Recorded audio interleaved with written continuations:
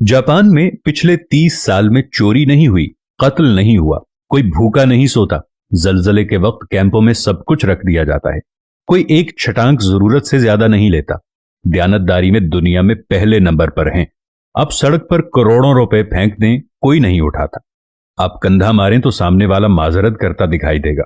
तरक्की और टेक्नोलॉजी में दुनिया से 10 साल आगे जीते हैं। काम इतना करते हैं कि वजीर आजम हाथ जोड़कर आराम के मशवरे देता है। सिगरेट की राख झाड़ने की डिब्बियां जेब में रखते हैं। सफाई इतनी है कि सड़कों में मुंह नजर आए।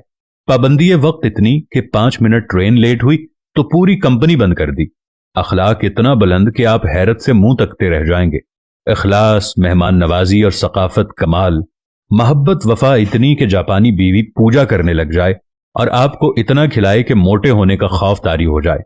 चावल की फसल मरगूब ग़िज़ा। एक दफा कहत पड़ा तो 30 साल का ऐसा जखीरा कर लिया कि दुनिया से चावल नायाब हो गए, लेकिन वहां से खत्म ना हुए। जापानी जिसके हो गए बस पत्थर पर लकीर है। निजाम सेहत ऐसा कि टॉयलेट आपको जिस्म की पूरी डिटेल दे दे। 2 नंबरी और बेईमानी का तस्वुर महाल। और अब आते हैं कि जिस मुल्क में लाखों लोग तबलीगी इज्तिमात में जाते हों, जहां लाखों लोग दावत दीन के लिए सफर करते हों, जहां से लाखों लोग बैतुल्ला, उमरा और हज के लिए जाते हों, मिलादुन नबी के मौके पर हर शहर में जुलूसों में लाखों लोग शामिल हों, जिस मुल्क में हर रात लाखों महफिल मिलाद और दरस कुरान होते हैं, जिस मुल्क में यौम आशूर पे लाखों लोग गम हुसैन रदी अल्लाह ताला अन्हो में अज़ादारी करते हों, जिस मुल्क में ईद और जुमे में बड़े बड़े इज्तिमात होते हों, जिस मुल्क में तस्बीहात पढ़ने वाले लाखों में और दुरूद सलाम की तादाद अरबों में हो, वो मुल्क ईमानदारी में दुनिया में 160वें नंबर पर है। और काफिरों का जापान दयानतदारी में नंबर 1 मुल्क करार पाए तो सवाल तो उठेगा कि हम किसको धोखा दे रहे हैं। हम खुद को धोखा दे रहे हैं या अपने खुदा को धोखा दे रहे हैं? क्योंकि हम दुनिया को तो धोखा नहीं दे रहे, दुनिया हमसे आगे जा रही है। दुनिया तो हर काम में आगे है। हम किसको धोखा दे रहे हैं? जब हमें ये सारी बातें सुनने के बाद समझ आ जाती है तो मालूम होता है कि हम किसी और को धोखा नहीं दे रहे, बल्कि हम सिर्फ अपने आप को धोखा दे रहे हैं।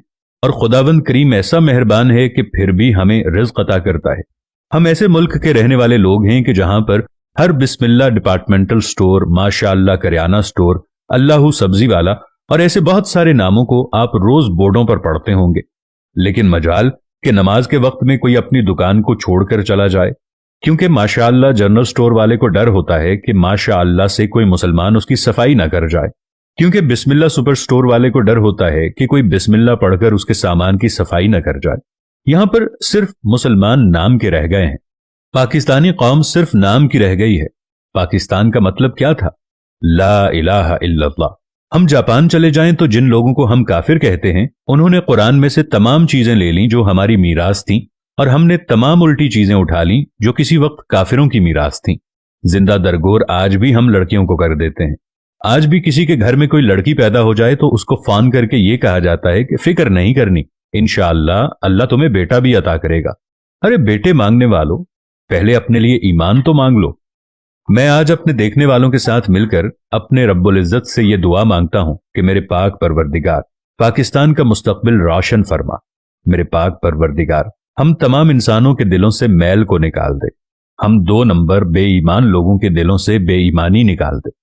मेरे पाक परवरदिगार हमें सुकून वाली जिंदगी अता फरमा। पाकिस्तान पर अपना रहमो करम फरमा। पाकिस्तान को आदिल और सच्चे हुक्मरान अता फरमा। आमीन या रब्बल आलमीन।